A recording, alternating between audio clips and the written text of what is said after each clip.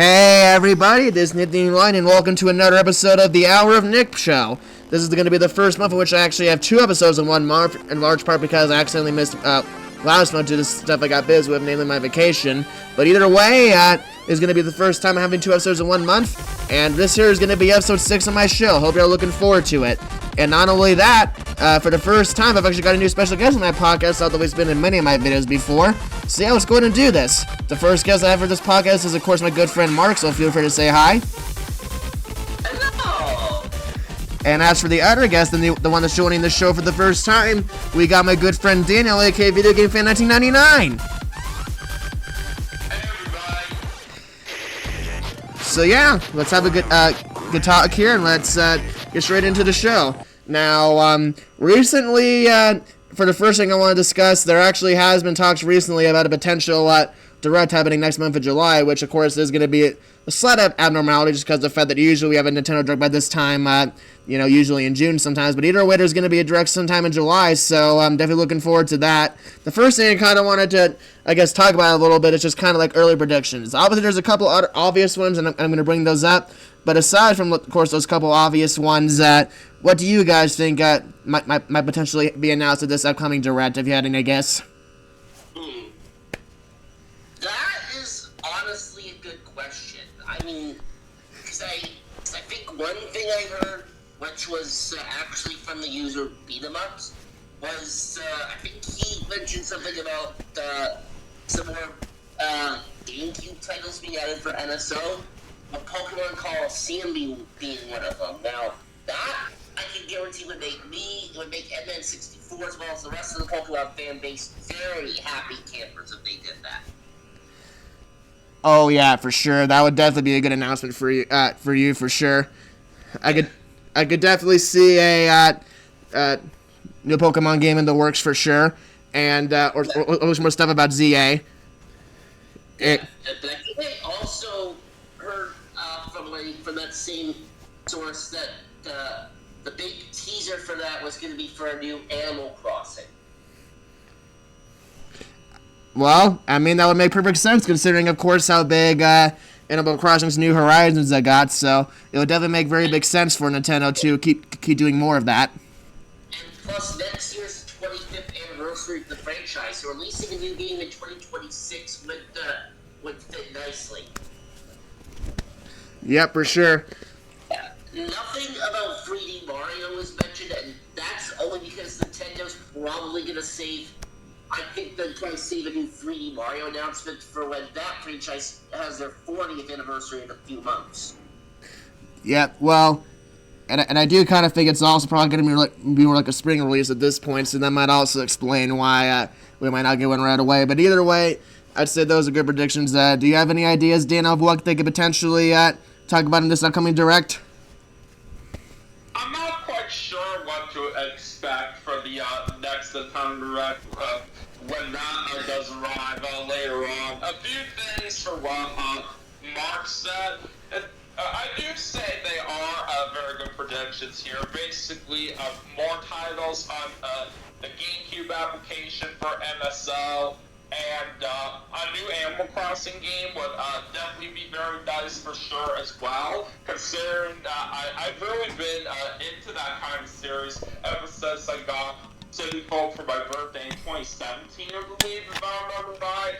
And I also have spent tons of hours into New Horizons on my Switch, and that was the kind of game in the series out there that really got a lot of people introduced for those particular games out there. I really am quite proud of what they have done with New Horizons for what I have experienced out of that. It's a lot of fun every time I do get around to playing it, and a new 3D Mario would definitely sound very awesome if they do announce it in the next Direct, but who knows? But other than that, I'm not really quite sure what else to expect. I will say, when they had the Nintendo Direct dedicated to the Nintendo Switch 2, a couple of months before that came out, that definitely had a lot of great solid announcements right there for sure. But not a whole lot in there that I was very into. Either way, though, I still say that was very good for the way they did that. Hopefully we could have some more song announcements in the next direct when that comes up as well. And another thing, actually, I forgot to mention, one thing that I think would likely be in there, that's a given, would probably be in there, would be Metroid Prime 4, because that still doesn't have a release date on it. Yeah, I was actually just about to mention that as like one of the things that I kind of feel like are almost like guaranteed to be in like the next direct, or like basically a release date for Prime 4. I think we'll finally get in that direct, and I also definitely think for sure we'll probably hear more about Kirby Air Riders as well. I definitely do imagine we'll probably at least get more of an idea of that the kind of stuff we can expect from that game in terms of like the gameplay and like the features and modes and stuff. Yeah, but that apparently wouldn't be the only Nintendo Direct for next month, because it's already confirmed, but because the Pokemon Company already confirmed they were doing a Pokemon Presents on July 22nd. Oh yeah, that's also going to be very nice for you as well. I'm sure definitely you and a lot of other people are going to be looking forward to that as well. Yeah. Now, one thing that I know for sure will probably be in there would be maybe some more gameplay footage for Legends CA. That I think is probably going to be the main focus. And then after that, though, who knows? I mean, maybe dropping the classic mainline titles onto NSO, like for Game Boy Advance, etc. But that's kind of wishful thinking on my part, because I have a feeling they're not going to do that.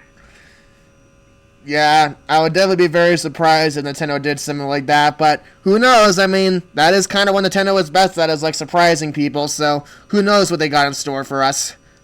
Yeah. And I'm going to have to say as well right here, more information for Kirby Air Riders and Metroid Prime 4 would have to make good sense for the next direct, since they don't have release dates announced right here. It would be great if they get those revealed right too soon, but we'll just have to wait and see. I'm sure a lot of people are very excited for Metroid Prime 4, but for me, I'm not really going to worry about that game, because I'm not into Metroid, but for Kirby Air Riders, I'm definitely very excited for that, since I do say the original Kirby Air Ride that was released on the GameCube is definitely a very good game overall from what I have played out of it. And not only that, the original Kirby Air Ride is also my favorite Kirby game.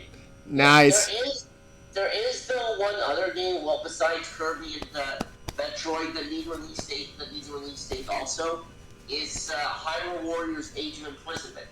It has a release window, but not a specific date. The only said for that was winter. And winter, well, for us anyway, starts a few days before Christmas. So, more than likely that's probably an early 2026 game, but we won't know for sure until they actually date it. Yeah, who knows if they're going to give us more information on that particular game.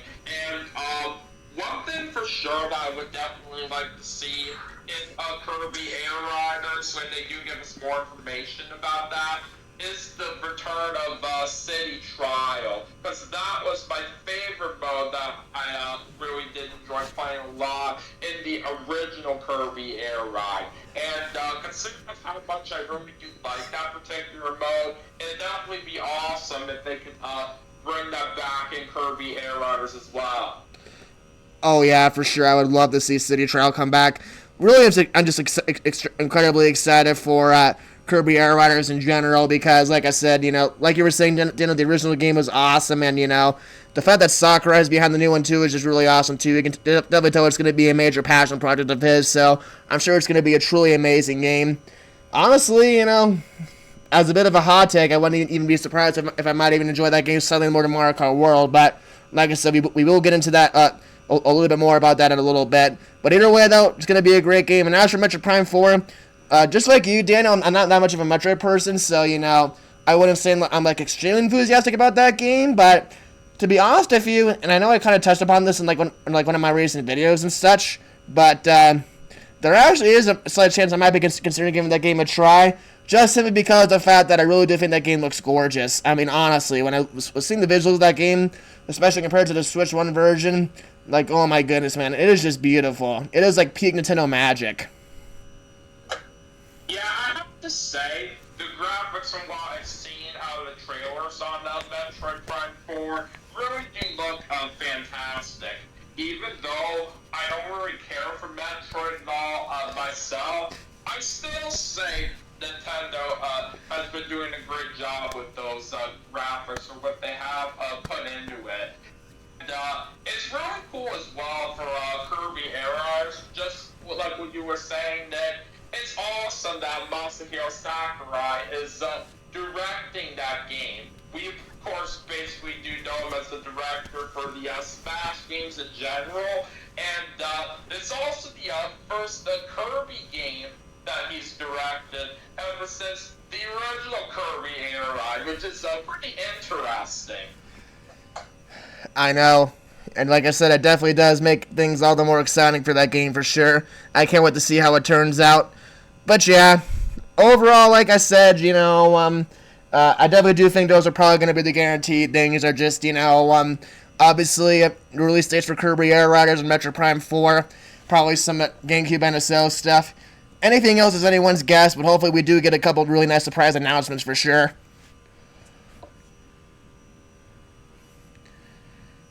Now, as for another subject I wanted to talk about really quick, just because, you know, not too long ago we got a direct for this game as well. Let's talk a little bit about DK Bonanza, because oh my god, does that game just look incredible!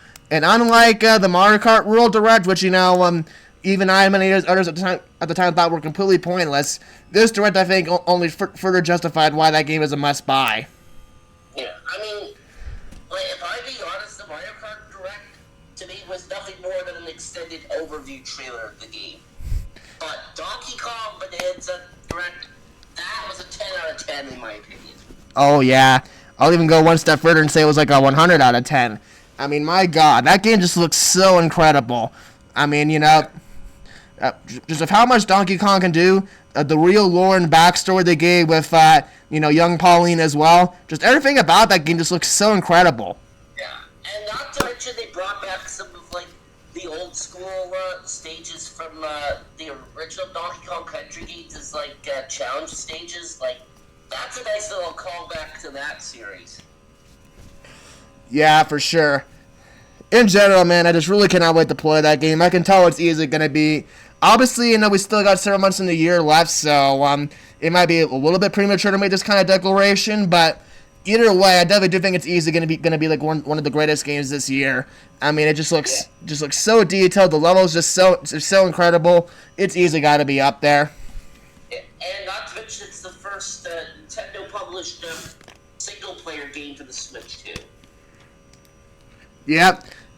So, Daniel, do you have any thoughts about the DK Bonanza Direct, or even just really the game in general so far from what you've seen out of it? Not too much, but from what I have seen right here, it's gonna be pretty amazing for the new kinds of moves Donkey Kong can do on that game, especially where you can dig through the ground. That's pretty epic. Oh, yeah. Oh, yeah, for sure. And, you know, like I said, you know, just the very fact that Donkey Kong is finally getting another 3D platform game after so damn long really is just amazing to see. I mean, you know, other than, like, DK64, he's mostly been stuck in, like, you know, just a bunch of 2D stuff for a long time. And that's not really to diss, like, any of those games, because I definitely do think, you know, DKC Returns and DKC Tropical Freeze are both really amazing games in their own right. But even still, you know, going back, you know, to a nice true 3D Donkey Kong game is just going to feel so good. Yeah, I mean, it kind of sucks that both Donkey Kong releases for Switch 1 were re-releases of older games. The most current one of the recent of those, of course, being the re-release of Donkey Kong Country Returns. I mean, that's not necessarily a bad game, but people have been wanting a new DK for years. Now we're finally about to have it in our hands.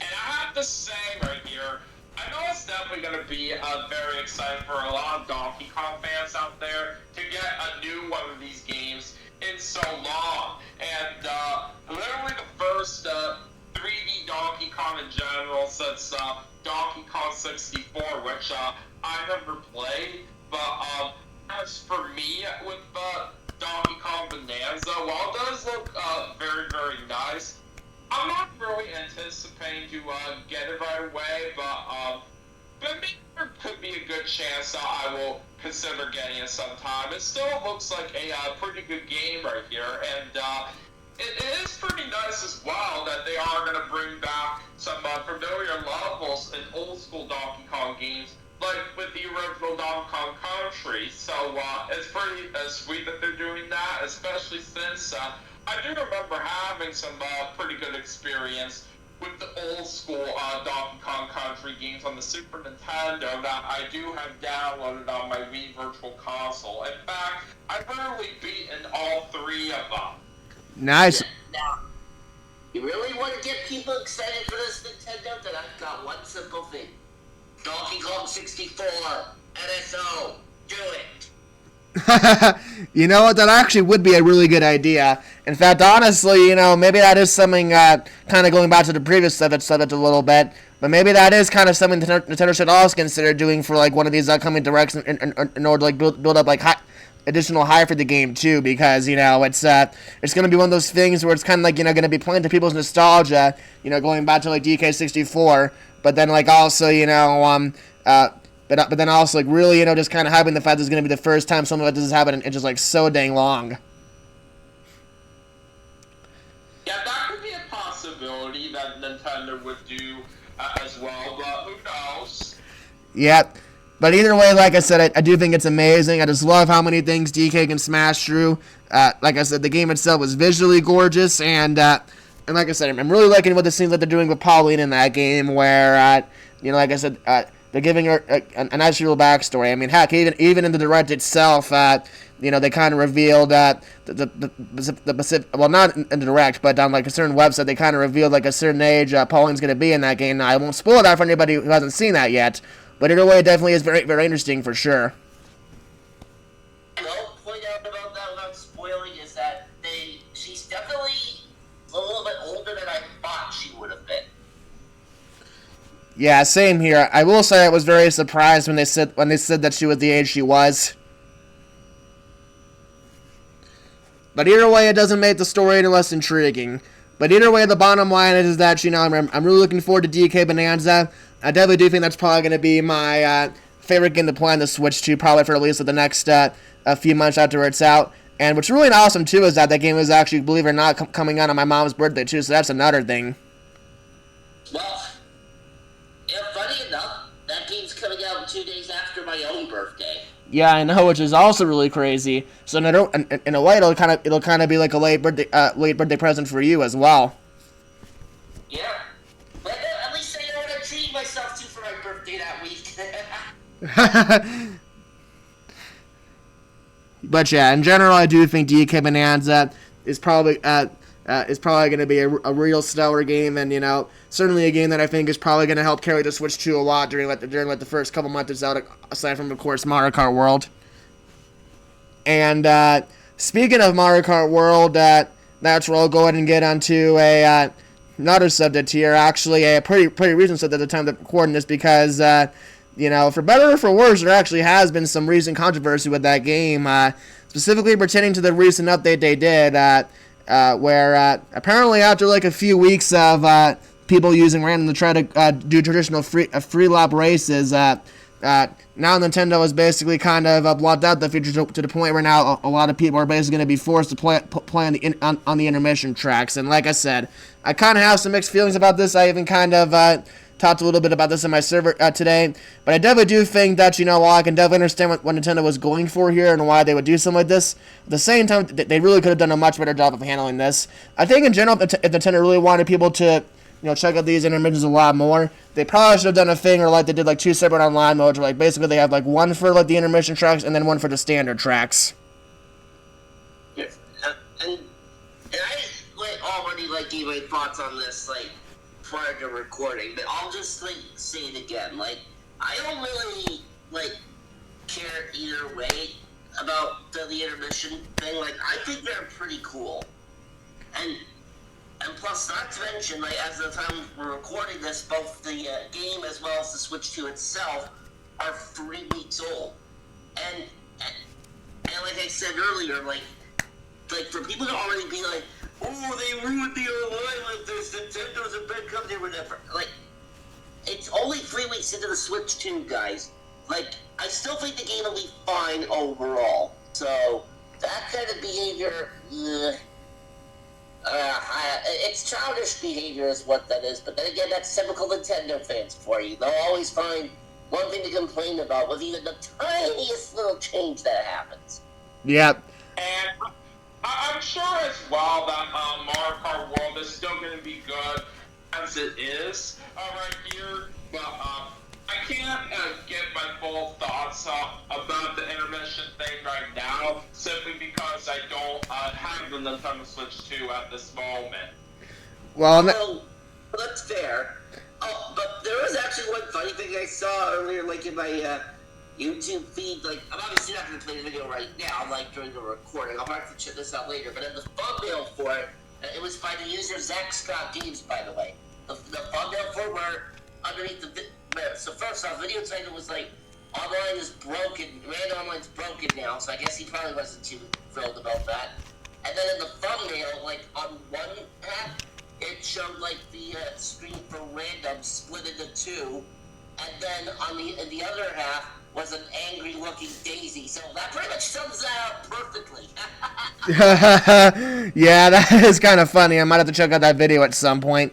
But either way, like I said, this is definitely another situation where I definitely do think people are kind of overreacting just a little bit for sure. I mean, honestly, it's one of those things where where I really don't think it's it's like a game breaker in like the grand scheme of things. It's not like it's gonna be it's not like it automatically ruins the game. And honestly, as someone who actually owns the game, I honestly really do like the intermissions a lot because I think they do a great job of like expressing just how beautiful in general Mario Kart World is, and just kind of like how detailed and varied the tracks are. So personally, for me, I don't even really get why people don't really like the intermissions to begin with. But to be fair, if people don't like them, then Nintendo probably definitely could have given players more options. But either way, like I said, I definitely don't think it's like one of those things that really should be bubbling too much. But unfortunately, we live in an day and age now where people will take something that might be like a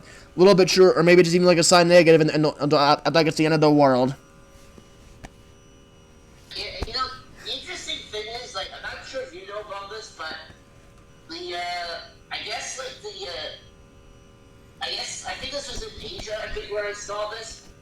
For the Switch 2 over there, their Mario Kart World bundles actually included a physical copy of the game in the box, which is pretty cool. Now, Nintendo, why can't you do that for us? Instead, we get stuck with a digital code inside the box here.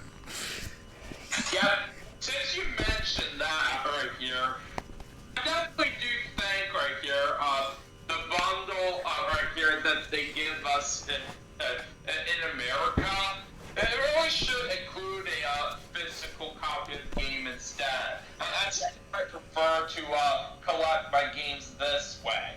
Yeah, but I think the reason they included a physical copy in the bundles in Asia was because there's no official eShop in that region. So I guess that kind of makes sense. Right. Yeah, I do see what they were going with in terms of that. Yeah. But I definitely do still agree, though, Mark. I definitely do wish they would have actually given us a physical copy of Mario Kart World as part of like a bundle, especially because that is kind of something Nintendo used to do a lot back in the day, and sadly it seems like they're kind of phasing that out. But either way, it is pretty neat, I guess, that the Switch 2 consoles in Asia actually do come both with a physical copy of Mario Kart World. Yeah, which technically makes it a hacking game over there. Yep. Do over here. And considering the fact right here that I prefer to collect my games physically right here, it really takes me back to the time right here when I got an original Wii in Christmas 2007 that came bundled with Wii Sports. But I I, of course, don't have the original Wii anymore ever since I first got my Wii U. And speaking of that, when I got it in Christmas 2012, that came bundled with Nintendo Land. I prefer, like, physical collecting, Daniel, like you do. But the only reason I went for the bundle in the first place was because I would get Mario Kart cheaper that way.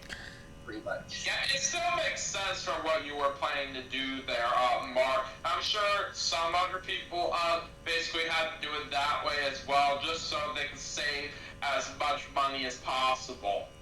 Yeah.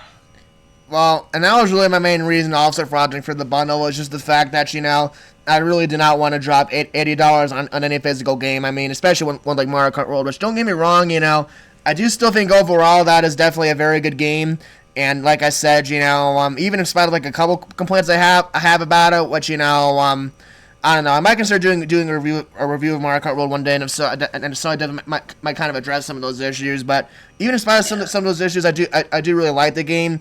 But I will still be the first to admit that it is definitely not worth $80.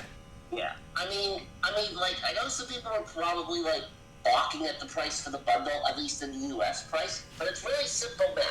$450 for the system, $50 for Mario Kart, which adds up to that $500 price point. Yeah, exactly. So in a way, it's like you're basically kind of getting a discount, and that was like really the main reason I went for the Mario Kart World bundle as well, is because, like I said, you know, that way I could save some actual money on the game, and I definitely am glad I went that route for sure. Yeah. Now, of course, up here where it's $700 for the bundle pre-tax, that makes $630 for the system and $70 for Mario Kart. So again, not that bad of a deal, honestly. Yep. But considering how our economy is right here from these days, basically, it kind of sucks that we have to pay a little bit extra for newer games right here.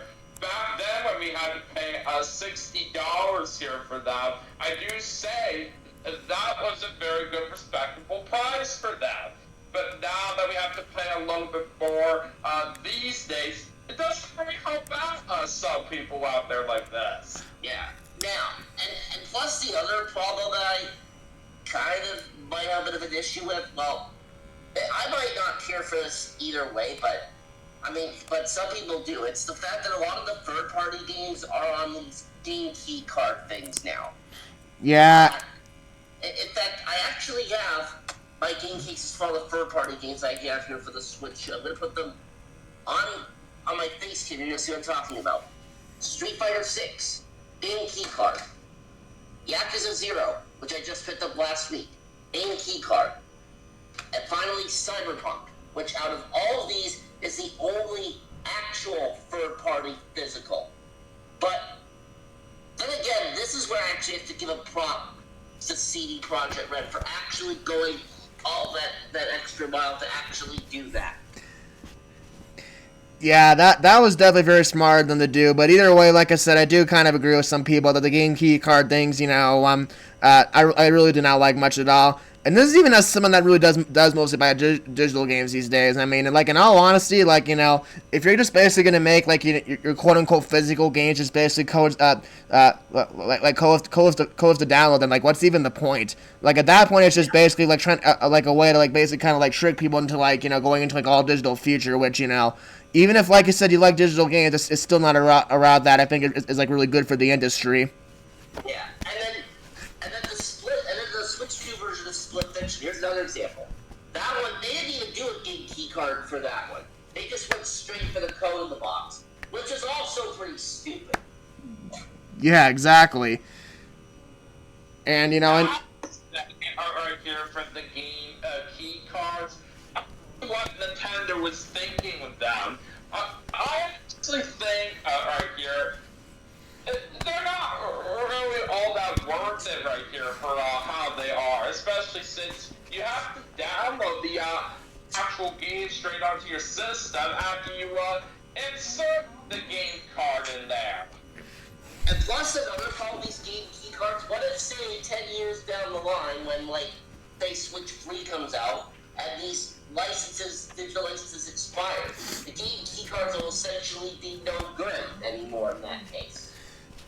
Yeah. When it comes to that right here, people have to be very careful about the decisions that they make when it comes to these kinds of games. If there's something on here that it's a game key card that people are interested in, it's best to take advantage of it as soon as possible, so that way you can basically have it on there forever. Exactly. And also another recent Switch 2 release that does this game key card, it's made by Atlas. The remaster for Ryu, which I have not played yet. Now the Switch 2, quote-unquote physical for that is that game key card garbage, but they also released that for Switch 1, and that one is a standard physical that they've always done for Switch 1. So I'm thinking if I were to pick up a copy of that for the Switch, I'd probably just get it for Switch 1, because at least that way it would be the actual real physical, and I would just be able to play it on the Switch 2 anyway, so... Exactly, so there's no real loss there. But either way, like I said, you know, I definitely am not a big fan of the game keycards either. I will say, though, massive props to Sega, because from what I have heard, I mean, the Switch 2 version of Sonic Racing Crossworlds is not going to be coming out, obviously, right away for the system. But when it does, from what I have heard, they're not going to be doing a game keycard for that game. So thank God for that. Yeah, and Nintendo's own games, like the Donkey Kongs, the Marios, the Pokémon, those are obviously all going to be actual physicals. So, thank goodness for that. Yeah. And speaking of Sonic Racing Crossworlds, I'm definitely very excited for that game coming out soon as well. And bearing the fact right here that it will be game card only for the Switch 2, it definitely does help out a lot of people out there. But just for right now, since I don't have the Switch 2 at the moment for me, I'm basically just going to aim for the Switch 1 version for now. Yeah, that's fair. That's definitely fair. What I'm probably gonna do is I'm probably gonna get the Xbox version initially, and then when the Switch 2 version comes out, I'll probably get that later on. Yeah, I have that game pre-ordered as well, but it's for the PS5 version. Now, the other good thing about that is it does have crossplay. So, for example, Daniel, like if you with the Switch version wanted to play against Nick with the Xbox version and me with the PlayStation version, we would be able to do that. But the only thing though is on my end, I would have to get the PlayStation Plus subscription in order to even use the online for that game.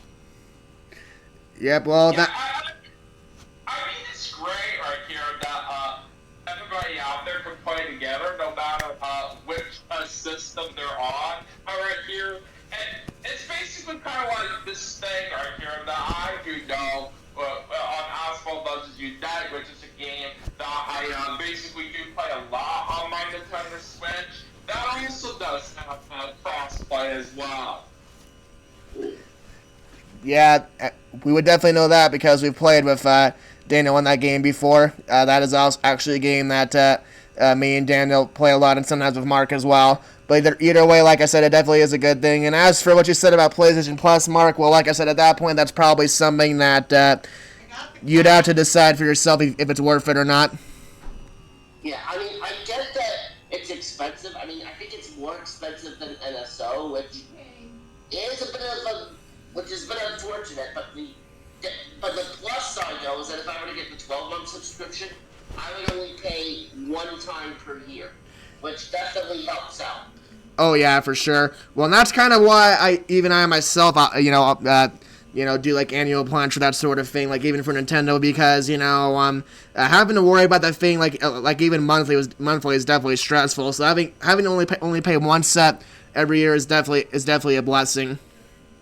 Yeah, and to be fair to everyone out there, I have spoken about Asphalt vs. Unite a few times before here when I joined on Nin as a guest on Nin's channel right here, and considering the fact right here that particular game has copyrighted music in there, you guys are just not, unfortunately, going to be able to see it on there, at least anytime soon.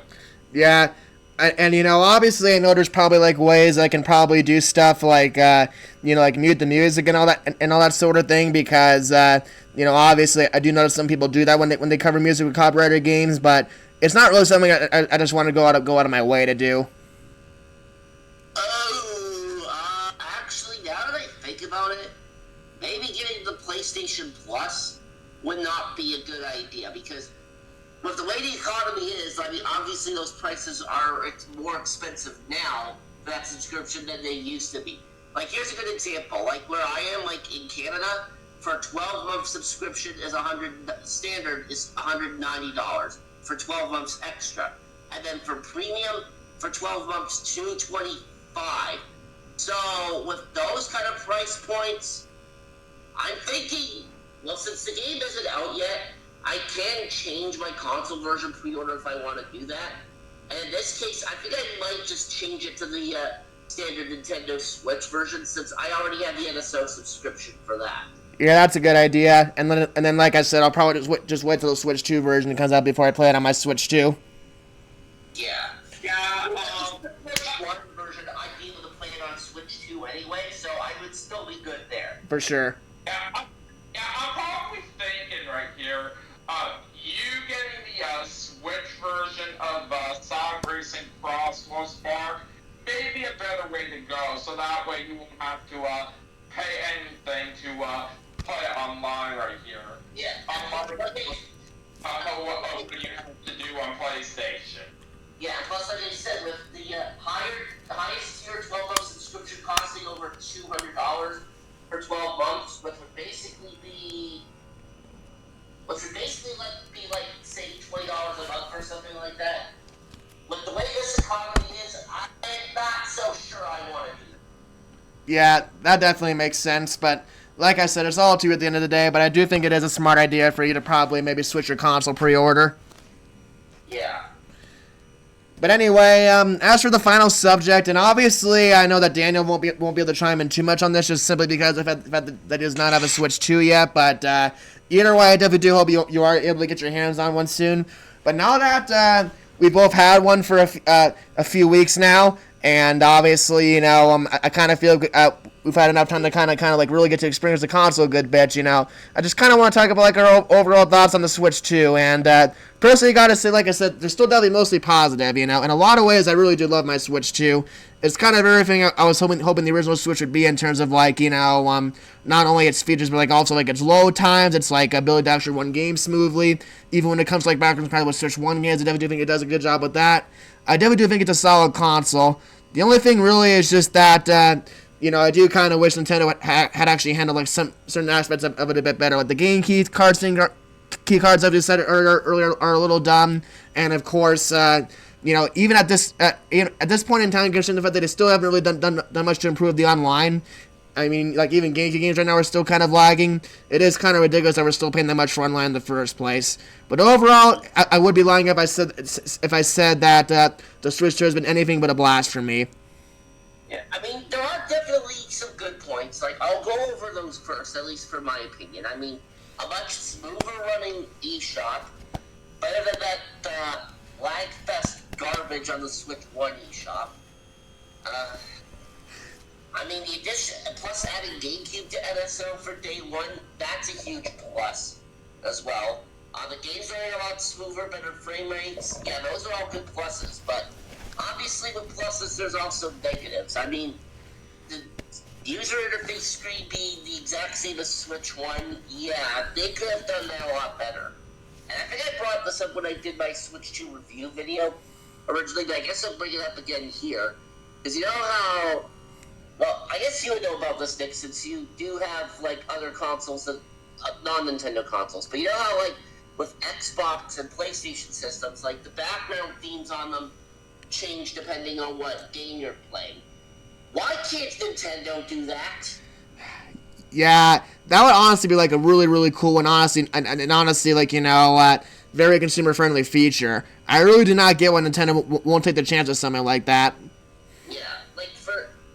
Like, a good example, like, on my PlayStation 5, like, whenever I fire up to play MLB The Show, the background theme on it changes to the game's like 3 cover athletes: Ellie De La Cruz, Paul Skeens, and Gunnar Henderson. But then if I wanted to switch to a different game, like say Last of Us, the background would like show Ellie and whoever like one of the other main characters is or whatever like that, which is definitely very cool. Something Nintendo definitely I think could have done a lot better with this new system, in my opinion.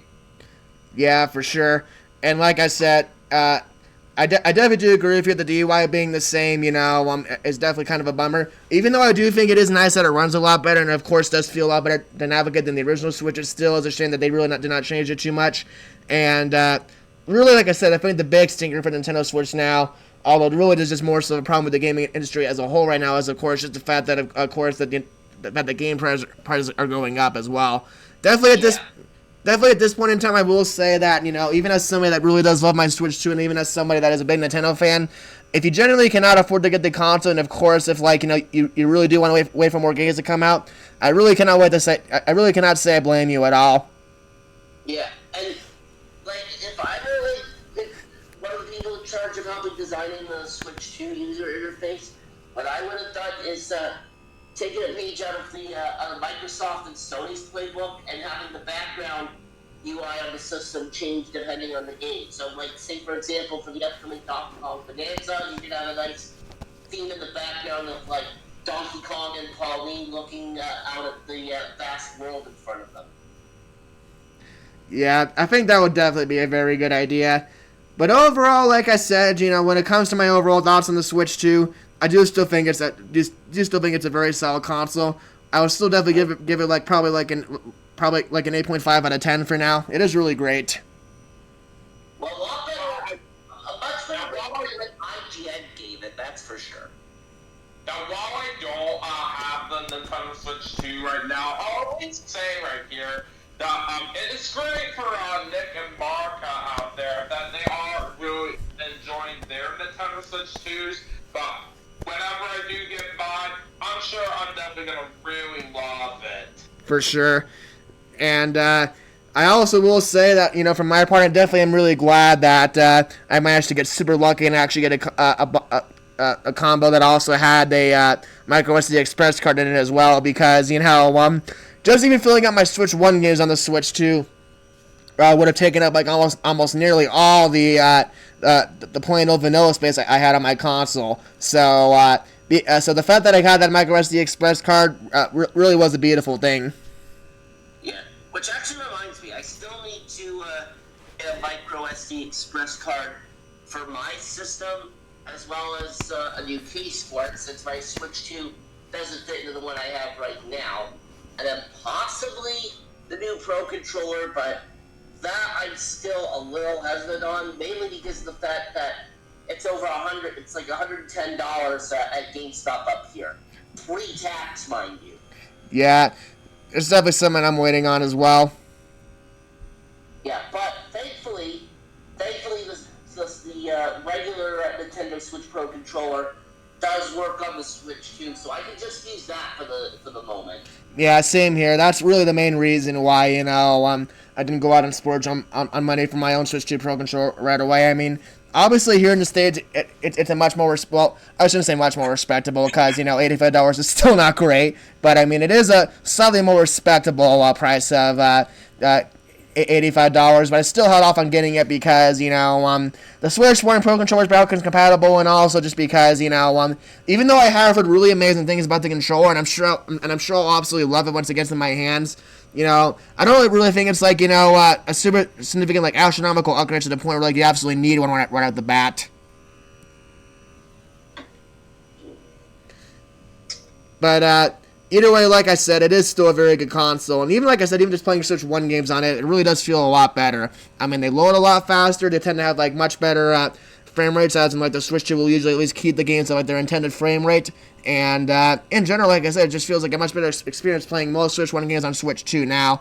There are, of course, a couple exceptions, as I noted, of course, that Mario Kart World video that I did, there was a couple weeks there when Pikmin 3 was absolutely just broken on the console, and, Harlow and some other Pikmin do kind of got into a little bit of a beef, but for the most part, though, most games do work really well.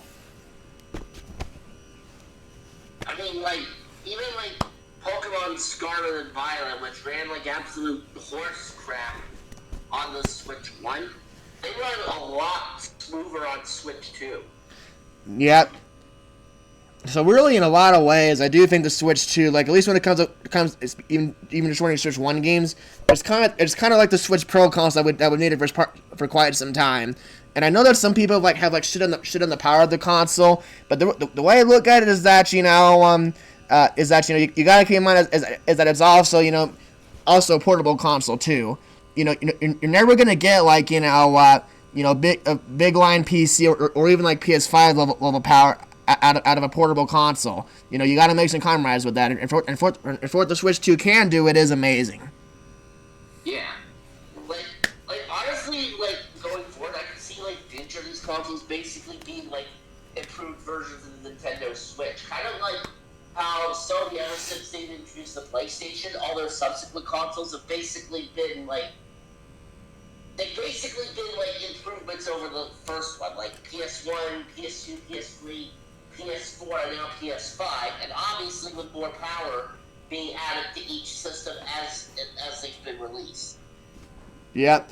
I could definitely see that. I mean, obviously it will depend on, of course, how well the Switch 2 does, and obviously, and obviously how much more desire there is, of course, for the hybrid model in the coming years. But I could definitely see Nintendo sticking to the Switch brand for quite some time because it has been very successful for them, and honestly, I think it's worked really well for them too in terms of even with their game output. I think not that they only have to focus on one platform now. I think it definitely has been a major factor as to why they've been able to get so many more bangers on one console in recent years. Yeah, and actually another thing I was going to put with the negative is that the price point for it, especially up here in Canada, not something that I was particularly happy with, but you know what, at least it's not at the level, the price point isn't at the level of PS5 Pro, or even worse, and this is that Rogue Ally X or whatever handheld device it was that I saw when I was at Best Buy last weekend, which had a price tag of, in Canadian dollars, I kid you not, $1,100. No way! Holy cow! Let's not say it. Yeah, I'm sorry. I don't care how good that device is. I would never pay that kind of money for it.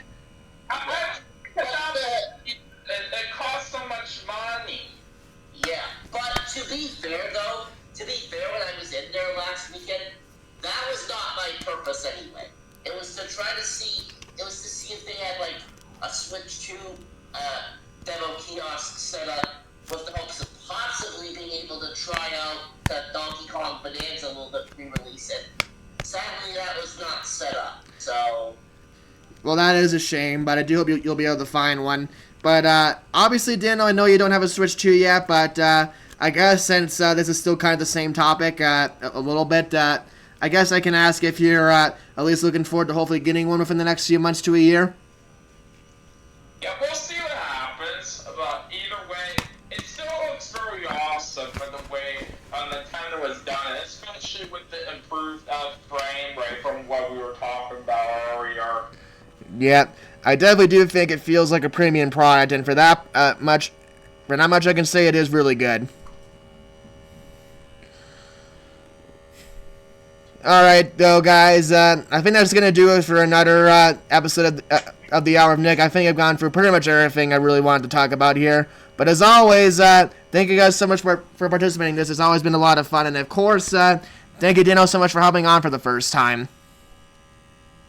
Yeah, no problem. I really am glad I had a lot of fun joining on in this episode of the podcast. And maybe I'll try to join in on more later on in the near future as well, but we'll see what happens. Yeah, I definitely hope to get you on for many more episodes of this in the future. But yeah, we'll see what happens. Of course, obviously, as we mentioned earlier, next month there's going to be a Direct, so hopefully by the time we do my next podcast episode, we'll actually have some stuff to talk about in terms of the Direct, in terms of what they announced and stuff, so hopefully that'll be a thing. And of course, obviously, next month is also, Mark's birthday, so hopefully we'll be able to do some stuff with that. I will say that, I am going to be moving pretty soon. So so either this episode or the next episode might actually be the last episode of the podcast that I film here in Wyoming. So that's also another interesting thing as well. But anyway, you got any fun? I hear that you're going to be moving soon, Nick. I do wish you good luck with that. Yeah, thank you. But yeah, if you guys have any closing thoughts, just feel free to say them. Well, I think I pretty much gone over everything that I want to point out. Yeah, same here. But like I said, I'm sure this episode of the podcast sure was a lot of fun while it lasted. For sure, I definitely enjoyed it. But either way, thank you guys all for watching as well, and I'll see you guys all for the next episode, hopefully in a couple weeks from now. Take care.